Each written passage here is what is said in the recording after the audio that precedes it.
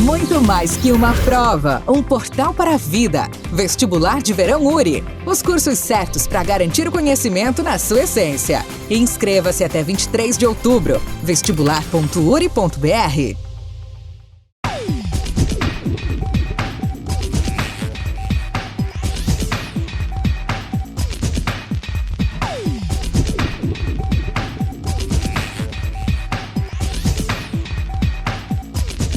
Olá, amigos, estamos de volta com o nosso programa Expressão Universitária. E o programa de hoje abre espaço para falar sobre um dos temas do 31º Fórum de Estudos das Ciências Jurídicas e Sociais do curso de Direito, realizado de 16 a 19 de setembro. Na última terça-feira, dia 17, o tema em questão foi a biografia da loucura, a partir do livro da professora Priscila de Azambuja Tagliari, diplomada pelo curso de Direito da URI. Ela está aqui conosco, juntamente com a professora Giana Zanardo Sartori, que coordena o fórum. Professora Giana, esse foi apenas um dos temas dos muitos apresentados no fórum, comprovando realmente, como se falou na própria abertura do evento, a diversificação de assuntos que começou com o professor Vitor Hugo Outramari sobre a reforma do Código Civil. Qual é a primeira avaliação que dá para fazer a respeito disso? Depois nós apresentamos a professora Priscila. É uma honra novamente estar aqui contigo e com a Priscila nesse momento. O Fórum de Estudos, na sua 31ª edição, ele já tem pleno sucesso, êxito. Foi um momento muito bonito da abertura do evento e a própria temática trazida pelo palestrante inicial, que foi o professor Vitor Hugo Outramari, com as questões da reforma do Código Civil, né, essa atualização que se pretende fazer no Código Civil, focando, obviamente, para o direito sucessório, que é a expertise dele. Então, o evento já iniciou muito bem, foi um momento com apresentação cultural, com um coquetel, foi muito legal. A nossa noite inicial foi de grande sucesso. E é importante destacar que o nosso Fórum de Estudos, ele sempre teve como um dos grandes objetivos a integração de temáticas diversas, das mais variadas, linkando, né, o direito com outras áreas do conhecimento. Então, em todos esses anos, a gente sempre teve muito cuidado em manter esta forma, como a gente, desde o início, programou ele, que ele pudesse ter temáticas interdisciplinares, que pudessem ser de todas as áreas do conhecimento, como eu já coloquei. Então, a expectativa sempre é grande, mas a gente tem a certeza que todo mundo já gostou e que vai gostar mais ainda, porque as nossas palestras são muito legais. Bem, conforme a senhora está comentando, né, o Fórum do Direito sempre diversificou, mas eu diria, como bom jornalista, se é que sou, de que o curso de Direito, por si só, já é um centro de múltiplos assuntos, múltiplas temáticas. E nós vamos poder averiguar agora, por exemplo, que a Priscila Tagliari, que foi nossa aluna do Direito, e a quem a gente não se via já há um bom tempo, portanto, bem-vinda aqui a esse espaço. Ela está um pouquinho mais distante da gente agora, galgando outros desafios, e um dos seus desafios, dos muitos, né, foi escrever esse livro, Biografia da Loucura. Afinal de contas, em que momento saiu esse livro? Bem-vinda novamente, professora. Obrigada pelo convite, professora Ademar, né, professora Giana. É um prazer estar aqui novamente em Erechim e falando com os alunos da URI, na qual um dia já fui acadêmica e tenho lindas recordações. O livro, ele saiu foi a minha trajetória no mestrado e através da minha pesquisa de campo, depois de apresentar, né, e conseguir o título de mestre, então surgiu a possibilidade de publicar. E como é um assunto extremamente interessante, que muitas pessoas não têm acesso ou não têm conhecimento, porque realmente é um lugar de muros muito fechados, acabou despertando bastante interesse nos meus alunos, né? Eu dou aula na universidade, e aí então surgiu a possibilidade de escrever o livro, e que foi uma grande surpresa a aceitação dele na academia também. E o que o livro mostra especificamente? Então, durante o meu mestrado, eu fiquei 1 ano frequentando o Hospital de Custódia para tratamento psiquiátrico em Florianópolis, para conseguir entender qual era a dinâmica dos internos lá dentro e ver também o que aquilo, né, como uma instituição total, acabava afetando a subjetividade dos internos que lá estavam. Foi-me aberto as portas, né? Alguns dos meus alunos trabalhavam lá, então tive também mais facilidade de acesso ao Hospital de Custódia. E lá comecei a perceber que existiam muitas biografias que poderiam ser tecidas.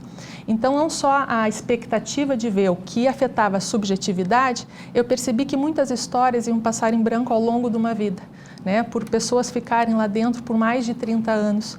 E aí começou a surgir a ideia de, juntamente com o trabalho sobre a loucura, sobre a medida de segurança, que são as pessoas doentes mentais que acabam por cometer crime, que são absolvidas, mas são submetidas a uma medida de segurança como uma forma de proteção social.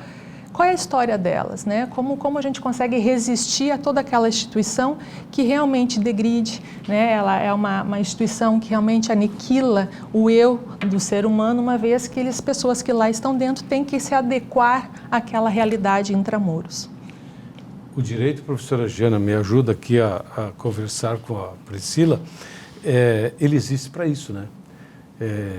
Tentar, pelo menos, endireitar um pouquinho esse mundo que está muito conturbado. Mas, no entanto, conforme a gente já provou e presenciou na abertura da semana, falando sobre um assunto totalmente diferente, é conturbado, é complicado fazer uma lei, entender que a vida não é tão simples assim, que chega nesse nível de situação. Construir, se é que foi construído realmente, um hospital de custódia para prender as pessoas, retirar da sociedade. Pelas suas pesquisas, suas e de seus alunos, enfim, do seu trabalho nos últimos anos, tem sido a melhor forma de enfrentar a situação? A loucura, ela sempre foi levada de uma maneira com muito preconceito e estigmas ao longo dos anos, né? Desde a Idade Antiga, a gente percebe que a loucura não era vista como doença, somente no século XX foi visto como doença, 19, 20, como uma doença mental. E percebe-se que, no início, não se sabia muito o que fazer com aquela pessoa doente mental que cometeu algum ato ilícito e estava em conflito com a lei. O lugar realmente para o louco, né, percebeu-se que não é em sistema asilar. Nós temos uma lei antimanicomial que acaba aplicando em todas as instituições asilares para pessoas com transtornos mentais, que visa realmente exterminar e acabar com todos os hospitais psiquiátricos. E a lei antimanicomial, ela não exclui os hospitais de custódia. Então, via de regra, o hospital de custódia está incluído também nessa ideia de acabar com os hospitais psiquiátricos. No entanto, não se sabe muito bem como fazer e aonde colocar esse doente mental. Na verdade, isso não é recente, né? Acho que nós, como sociedade, nunca soubemos lidar com pessoas diferentes e nunca conseguimos colocar uma pessoa, né, com doença mental em algum lugar específico. Nós sempre gostamos de tirar ela da sociedade, não inserir ela na sociedade. E da mesma forma, né, esses doentes mentais, o lugar deles realmente não é uma penitenciária, mas também não é em hospitais de custódia. Então, existe ainda uma grande discussão acerca disso. Até o próprio Hospital de Florianópolis, o Hospital de Custódia de Florianópolis, que fica dentro do Complexo Penitenciário de Florianópolis, também, agora, esse ano, também teve uma notícia que ia fechar, mas também não sabem para onde encaminhar essas pessoas, uma vez que o Estado não está preparado para receber o doente mental.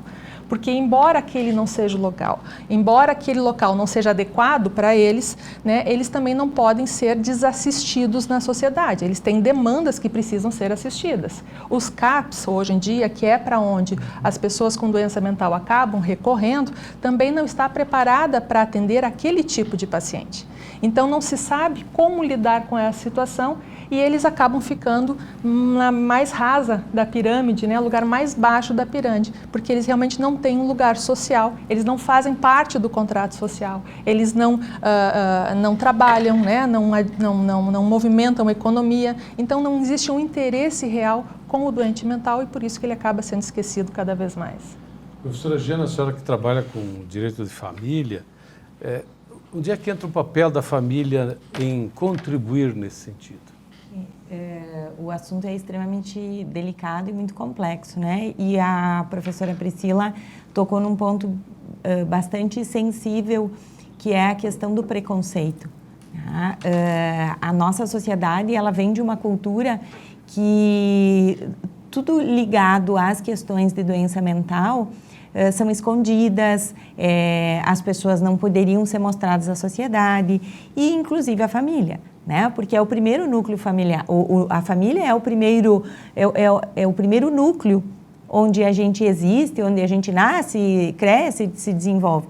Então, para as famílias sempre foi muito difícil para elas lidarem com os seus familiares com algum problema mental, até porque por desconhecimento, né, muitas vezes pela ignorância de seus direitos, né, não saber os seus direitos ou, enfim, e o Estado não conseguiu também, de alguma forma, dar a guarida necessária para que as famílias pudessem melhorar o entendimento em relação a isso.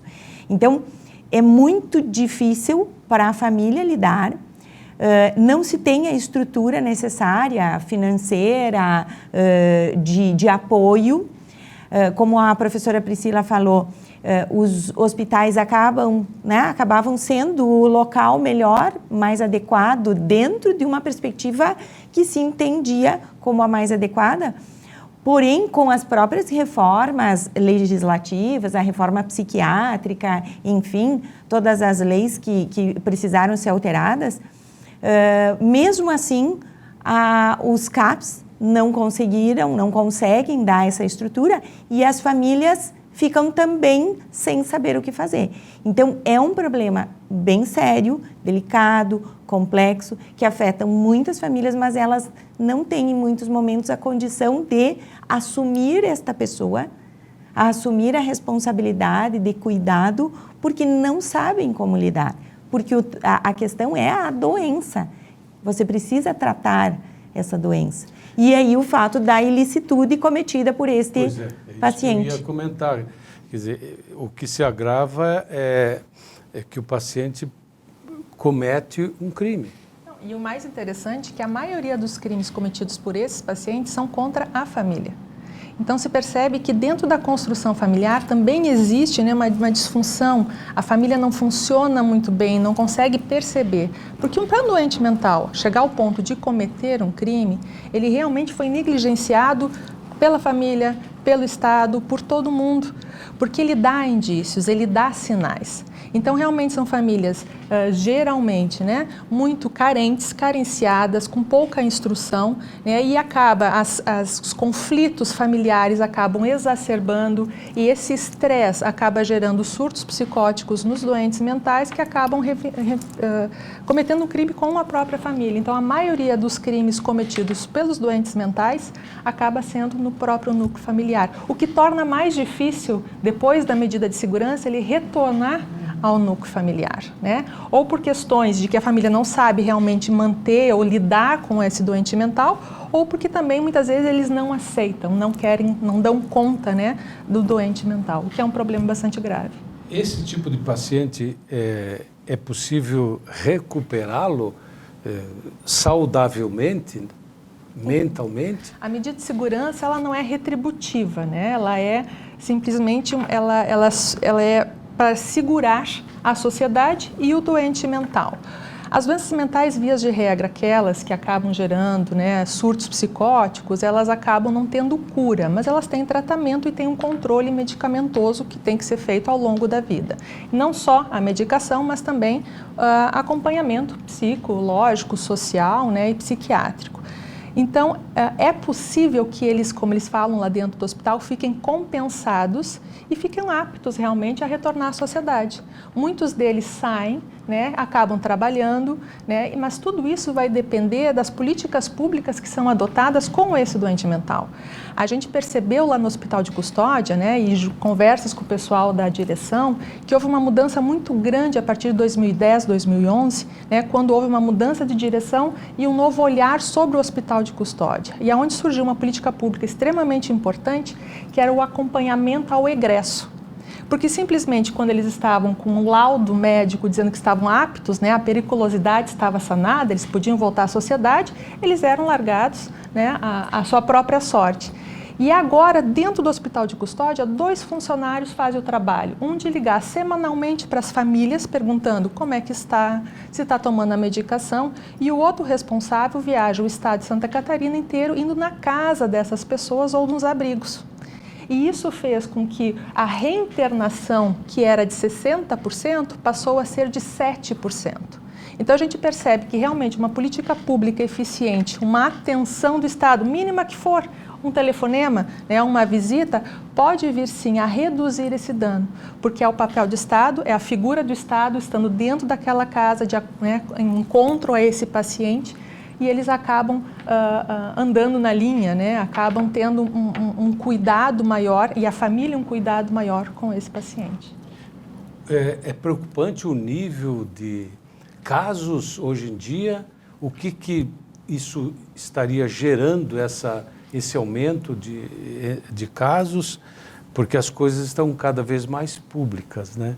Então, o que está se fazendo? O que exatamente assim... Como é que a sociedade pode contribuir nesse sentido, não apenas a família em si? Então, a questão que mudou realmente o perfil, né, do doente mental hoje internado em hospitais de custódia. Antigamente eram as pessoas até mais descompensadas, em surtos maiores. Hoje o que a gente encontra dentro do hospital de custódia, cerca de, eu vou até chutar uns 90%, pelos todos as sentenças condenatórias que eu estudei, está relacionado à drogadição. Porque a droga ela é muito comum no doente mental em conflito com a lei. Primeiro, ou não se sabe se é a droga, né, que acaba desencadeando essa doença, alguns especialistas falam que a droga acaba, né, desencadeando a esquizofrenia, enfim, ou então a pessoa que é doente mental não consegue lidar com a sua realidade e acaba recorrendo às drogas como uma forma de dar conta daquilo que está sentindo e vivendo. Então, hoje a nossa realidade dentro dos hospitais de custódia está muito relacionada à drogadição, o que gera também uma ambivalência, gera também um conflito de olhar sobre aquele paciente, né? Porque muitos acabam enxergando ele simplesmente como os dependentes químicos, e não, são doentes mentais que acabam tendo essa dependência química em função da doença. A sociedade, eu acredito que o que pode vir a contribuir com isso, primeiro é ter conhecimento desses doentes mentais. A maioria das pessoas que moram em Florianópolis há anos não sabe que lá dentro do complexo penitenciário tem um hospital. Pessoas da área do direito não sabem que lá tem um hospital de custódia. Então, primeiro, dar visibilidade, dar conhecimento a essa causa para que possa ser discutido e aí pensar em políticas públicas eficientes. Mas eu acredito que, como sociedade, é uma questão ética, de aceitação do diferente, né, de perceber o diferente e não excluir esse diferente, tentar incluir ele no nosso dia a dia. Na sua visão e até no seu livro, que é bem provável que eu vá ler também, né, se chegar às minhas mãos, a área judiciária, até que ponto pode ajudar nesse sentido? Porque me parece assim, fundamental. Então, o jurídico tem aí um caminho bastante árduo junto com hospitais de custódia. Por quê? Primeiro que a grande discussão é que era perpétuo, né? Porque nós temos uma pena, depois do pacote anticrime, 40 anos, o máximo que uma pessoa pode ficar preso dentro de uma penitenciária. E o Código Penal, ele determina que o doente mental fique até a cessação da periculosidade. Ou seja, se não cessar a periculosidade, vai ficar para sempre. E isso gerou uma série de discussões, ainda mais que a nossa Constituição veda a possibilidade da prisão perpétua. Aí o STF determinou que tem que ficar um máximo equiparando o Código Penal, 30 anos antigamente, agora 40 anos. O STJ disse não, vamos colocar o tempo máximo de pena prevista. Então, se o crime X tem a pena prevista 10 anos, o máximo que ele pode ficar são 10 anos. Então, a justiça, a lei, até conseguiu aparar essa aresta. No entanto, né, não se tem o que fazer com esse doente mental. Então, alguns dos doentes mentais que estão lá dentro, eles já têm judicialmente, né, a ordenação de ser retirado do hospital, mas não tem para onde ir. Então, a gente percebe que muitas vezes não é mais uma questão de justiça, e sim uma questão social, né? Não tem um abrigo para que ele possa ir, porque aí uma coisa interessante que existem residenciais terapêuticos que surgiram para atender justamente com a lei antimanicomial para resguardar essas pessoas. Só que o residencial terapêutico, que é público, só atende as pessoas da sua cidade. E nem todas as cidades existem residenciais terapêuticos. Em Santa Catarina existem 4. Então, as outras pessoas acabam indo para comunidades terapêuticas que inicialmente foram feitas para atender o dependente químico, que também seria interessante, já que a nossa população de doente mental hoje tem essa questão da dependência química, mas ela é particular. E eles são pessoas extremamente vulneráveis. Então, ou ficam aguardando o BPC, que é o benefício, né, continuado, ou então uma aposentadoria, ou se a família pode vir a custear, né, esse local para ele. Então, realmente fica bastante difícil, né, a justiça determinar que ele seja posto em liberdade, porque ele continua com a doença, ele continua requerendo cuidados e precisa dessa assistência. Esse trabalho de vocês mostrou que esses pacientes têm potencial para desenvolver alguma atividade na sociedade ou em outros locais, ou nos abrigos, enfim, tem capacidade para isso? A medicação, eu percebo que muitas vezes ela atrapalha, né, o dia a dia do doente mental, né, com os efeitos colaterais. Mas nós tínhamos lá dentro do hospital de custódia, né, um físico muito famoso, que ganhou prêmios, inclusive. Tínhamos pessoas que trabalhavam como gerente de banco, né, pessoas universitárias ali trabalhando. Mas a gente percebe que os que saem daquela instituição, né, não doentes mentais, mas daquela instituição em si, e acabam conseguindo um emprego, são trabalhos não tão bem remunerados, né? Então, ajudantes, né, acabam não tendo realmente um ofício que possa vir a gerar uma autonomia realmente para ele. Porque a questão da lei antimanicomial, que prezou Basaglia, que o Brasil também adotou, é da emancipação para esse doente mental.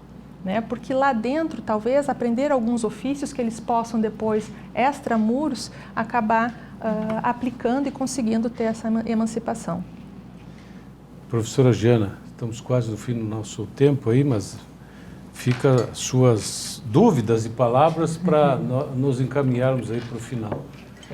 A gente sente muito orgulho em estar hoje aqui prestigiando a nossa diplomada pela URI, a professora Priscila, que traz um tema de extrema relevância para a sociedade, com muita propriedade, com muito estudo. Nós nos orgulhamos muito de trazer de volta para a instituição, em eventos como esse, o nosso Fórum de Estudos, os nossos egressos, né, os nossos diplomados, que vão poder repassar, fazer trocas de ideias e de conhecimentos com os alunos, os estudantes que estão hoje na graduação, estão ávidos pelo conhecimento, estão buscando uma formação. E para nós, professores, como eu disse, é uma alegria, uma satisfação poder estar novamente num outro momento, numa outra situação com os nossos diplomados, que agora vêm contribuir com o conhecimento para os nossos acadêmicos. Então, a gente só sente alegria, felicidade e, com certeza, o nosso Fórum de Estudos, ele já é um sucesso e vai ser mais um sucesso ainda com todo esse hall de palestrantes de diversos locais, aí, incluindo os nossos diplomados, né, como eu falava antes, que vão trazer as suas contribuições. É uma alegria, né, poder contar com esse momento e poder vivenciar isso, né? Eu que estou há bastante tempo na universidade. Ok, isso também me faz pensar de que realmente, se tu quiser chegar a um lugar desejado, e eu conversava há pouco tempo, há poucos minutos, digamos assim, com outro profissional que passou pela escola da URI também, e hoje é um destaque na área farmacêutica, que contribuiu e que logo vai ser entrevistado aqui nesse programa, já combinamos isso, de que não é fácil, né, professora Priscila, chegar de forma gratuita. É preciso muito esforço, muito estudo, principalmente, e muita vontade, né, e dedicação. Eu primeiro quero agradecer e dizer que, além de esforço, dedicação e vontade, tem que ter muita paixão, né? Então, a universidade na qual a gente cursa o nosso curso, os professores, eu tenho um carinho imenso, a professora Giana foi minha orientadora, não sei se se lembra, professora Giana, né, e vários outros professores que até hoje, né, e não só o curso de Direito, mas como toda a URI, né, na qual trabalhei também junto com a Ademar, a professora Lúcia, é um carinho muito grande que eu tenho por todos vocês, né, é uma honra, porque é uma universidade que eu respeito muito, indico muito, né, e está aqui. E sim, né, a gente, claro que é muito esforço, é muita dedicação, mas tendo a paixão pelo assunto que você vai trilhar, né, a área de direito é extremamente vasta, mas se você pega um rumo na qual você se identifica e você gosta, se torna mais prazeroso. Perfeito, professora Priscila. O nosso espaço está sempre à disposição. Sei que não vai ser fácil voltar em outra oportunidade, mas como a sua família mora perto, a senhora reserva também um espaço para nos visitar, que certamente será um prazer recebê-la aqui e continuarmos conversando sobre esse assunto ou até uma outra temática que a senhora queira trazer ao nosso conhecimento. Obrigado, professora Giana. Mais uma vez, obrigado, Priscila. Obrigado a você em casa que semanalmente nos prestigia aqui no Expressão Universitária. Até o próximo programa.